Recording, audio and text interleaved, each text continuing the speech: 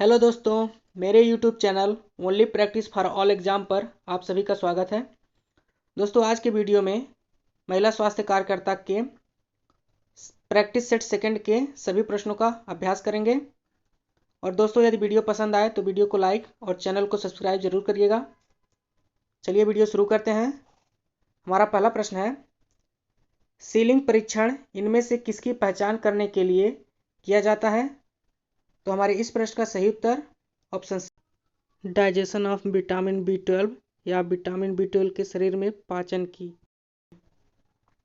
अगला प्रश्न है, विनायन इंट्राक्रेनियल हाइपरटेंशन में पाया जाता है? तो हमारे इस प्रश्न का सही उत्तर ऑप्शन डी होगा, विटामिन ए विषाक्तता।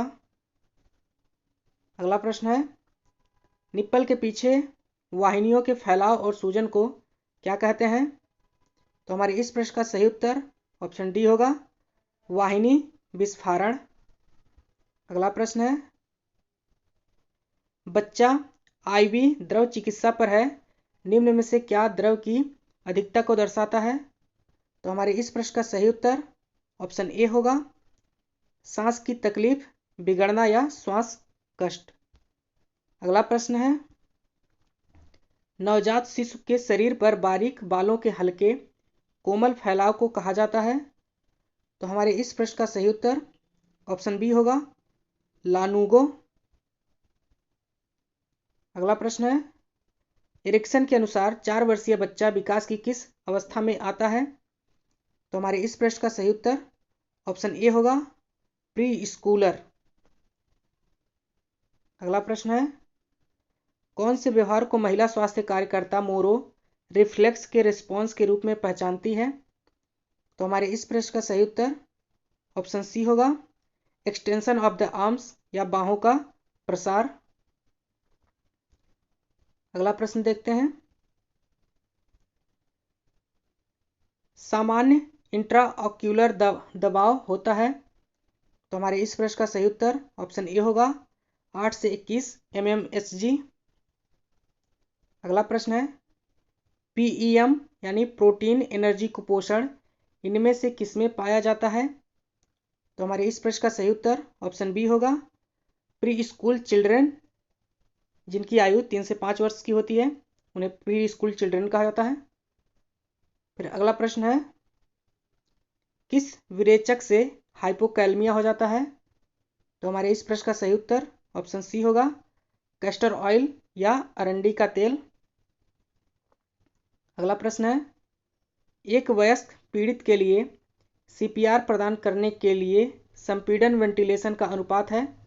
तो हमारे इस प्रश्न का सही उत्तर ऑप्शन डी होगा, 30:2 का।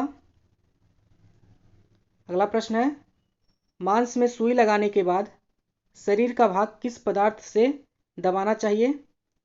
तो हमारे इस प्रश्न का सही उत्तर ऑप्शन ए होगा, ड्राई कॉटन स्वाब या सूखा रुई स्वाब। अगला प्रश्न है, एक गैर पशु आबादी में एक बीमारी का प्रकोप के रूप में जाना जाता है? तो हमारे इस प्रश्न का सही उत्तर ऑप्शन डी होगा, पशु महामारी। अगला प्रश्न देखते हैं, सामूहिक चिकित्सा उन लोगों के लिए मददगार साबित हो सकती है जो, तो इस प्रश्न का सही उत्तर ऑप्शन डी होगा दोस्तों, सुनने वाला कोई ना हो। अगला प्रश्न है, केंद्रीय सिरा दाब को मापते समय मैनोमीटर का शून्य बिंदु को व्यवस्थित करते हैं? तो हमारे इस प्रश्न का सही उत्तर ऑप्शन बी होगा, मध्य कक्षीय रेखा पर। अगला प्रश्न है,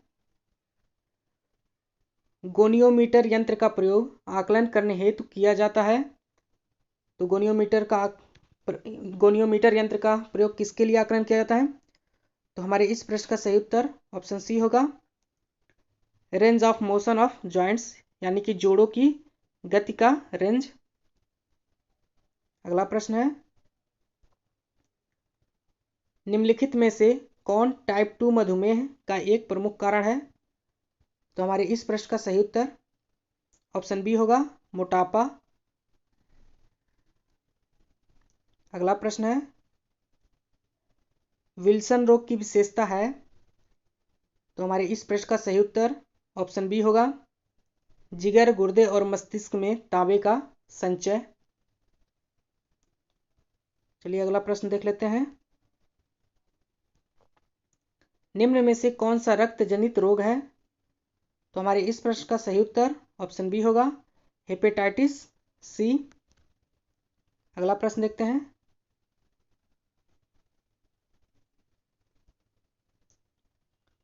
गोनियोमीटर का प्रयोग किसके आकलन के लिए किया जाता है?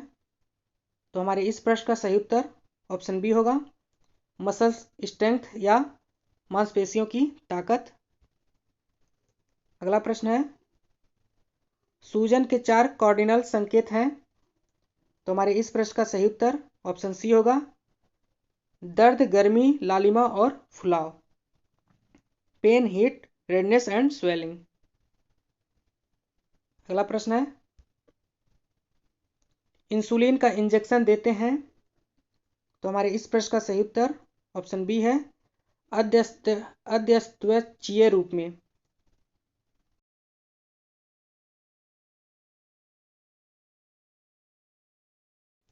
थोड़ा इसका प्रोनाउंसिएशन डिफिकल्ट है, फिर भी कोशिश करते हैं आप लोगों को सही से उसको उच्चारित करने की।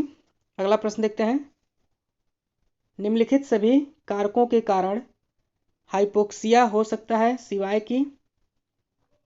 तो हमारे इस प्रश्न का सही उत्तर ऑप्शन डी होगा हीमोग्लोबिन में वृद्धि या इंक्रीज्ड हीमोग्लोबिन। अगला प्रश्न है, रोटा वायरस वैक्सीन देने का मार्ग क्या है? तो हमारे इस प्रश्न का सही उत्तर ऑप्शन डी है ओरल यानी मुंह से।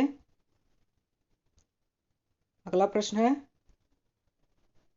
कर्निंग साइन किस रोग का लक्षण है? तो हमारे इस प्रश्न का सही उत्तर ऑप्शन सी होगा मस्तिष्क आवरण शोध। मस्तिष्क आवरण शोध। अगला प्रश्न है, निम्नलिखित में से कौन सी बीमारी हाइड्रोफोबिया से जुड़ी है? तो हमारे इस प्रश्न का सही उत्तर ऑप्शन ए है रेबीज। रेबीज दोस्तों कुत्ते के काटने से होता है। अगला प्रश्न है, रोगी की शुरुआत से रोग का पता लगाने की अवधि को कहा जाता है? तो हमारे इस प्रश्न का सही उत्तर ऑप्शन ए है लेटेंट पीरियड या अव्यक्त अवधि। अगला प्रश्न है, एक महिला स्वास्थ्य कार्यकर्ता एक ऐसे शिशु की देखभाल कर रही है जिसे असाध्य उल्टी होती है। इसकी मुख्य महत्वपूर्ण संभावना की जटिलता है। तो हमारे इस प्रश्न का सही उत्तर ऑप्शन बी होगा एल्कोलोसिस। अगला प्रश्न है, सबसे सामान्य प्रकार का मस्तिष्क ट्यूमर है। तो हमारे इस प्रश्न का सही उत्तर ऑप्शन बी होगा ग्लियोमा। अगला प्रश्न है, कौन सा चिन्ह गंभीर निर्जलीकरण का है? तो हमारे इस प्रश्न का सही उत्तर ऑप्शन ए है धंसा हुआ फोंटेनल। अगला प्रश्न है, रक्त में ऑक्सीजन स्तर में कमी को कहते हैं। तो हमारे इस प्रश्न का सही उत्तर ऑप्शन ए होगा हाइपोक्सीमिया। अगला प्रश्न देखते हैं, एक उपकरण जो भ्रूण के ऑक्सीजन संतृप्ति को सीधे तथा वास्तविक समय में मापता है वह है।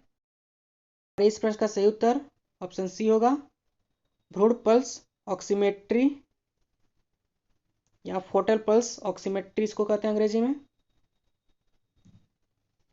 अगला प्रश्न है, इनमें से किसे खतरनाक प्लेसेंटा प्रीविया माना गया है?